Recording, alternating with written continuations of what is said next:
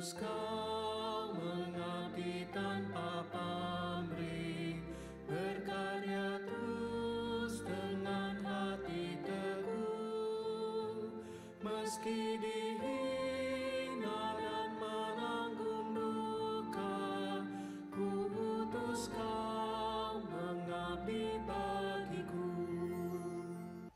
Halo Bapak Ibu Saudara, apa kabarnya? Ini meskipun cuaca kita kadang-kadang berangin, kadang panas sekali, semoga di dalam perlindungan penyertaan Tuhan kita semua tetap sehat, tetap kuat dan baik-baik saja ya. Mari kita berdoa. Tuhan, terima kasih betapa hidup kami bergantung pada kehadiran Tuhan, pada penyertaan, pada perlindungan Tuhan. Kiranya dalam situasi seperti ini, kami tetap sehat, tetap kuat karena Tuhan memberikan kami sukacita dan memberikan kami kekuatan Tuhan untuk menghadapi segala perkara, bahkan juga cuaca. Kami akan baca firman-Mu, kami mohon pertolongan Tuhan. Terima kasih, dalam nama Tuhan Yesus kami berdoa. Amin. Bapak Ibu, saya mengajak kita untuk membaca dari kitab Ayub pasal 39, ayat 34 sampai ayat 38.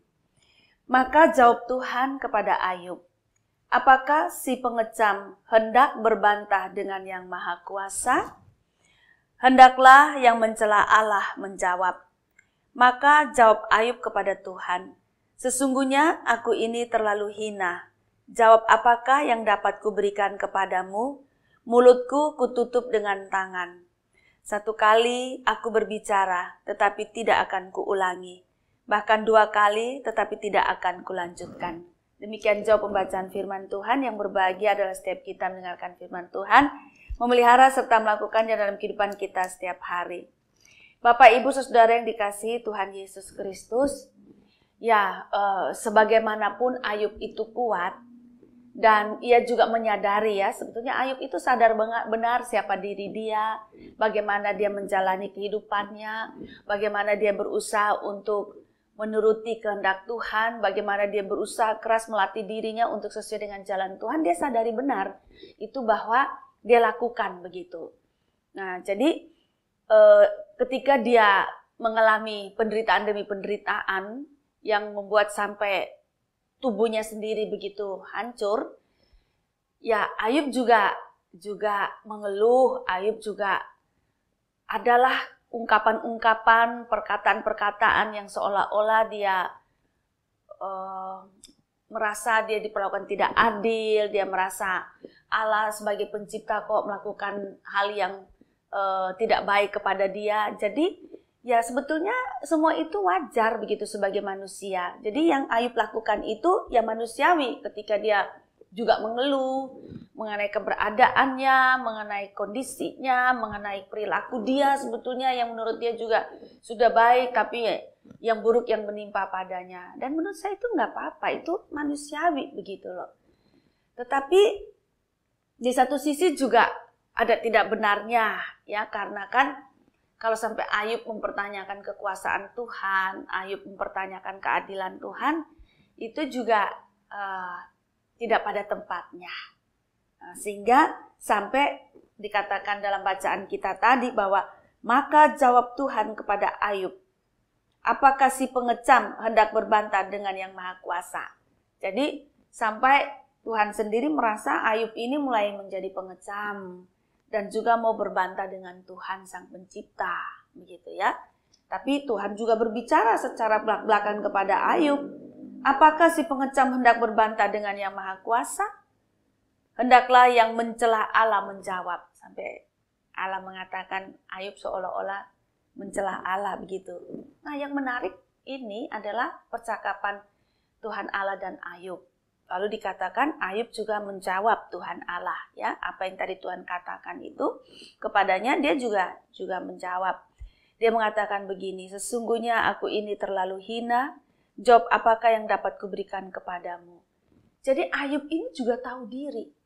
Ya, meskipun dia juga tahu bahwa dia melakukan apa yang Tuhan mau, dia melatih dirinya untuk sesuai dengan kehendak Tuhan, tapi dia mengalami hal buruk. Dan kemudian dia mengecam Tuhan, bahkan dia mau berbantah dengan Tuhan, bahkan ya sampai di sini juga dikatakan bahwa hendaklah yang mencela Allah menjawab.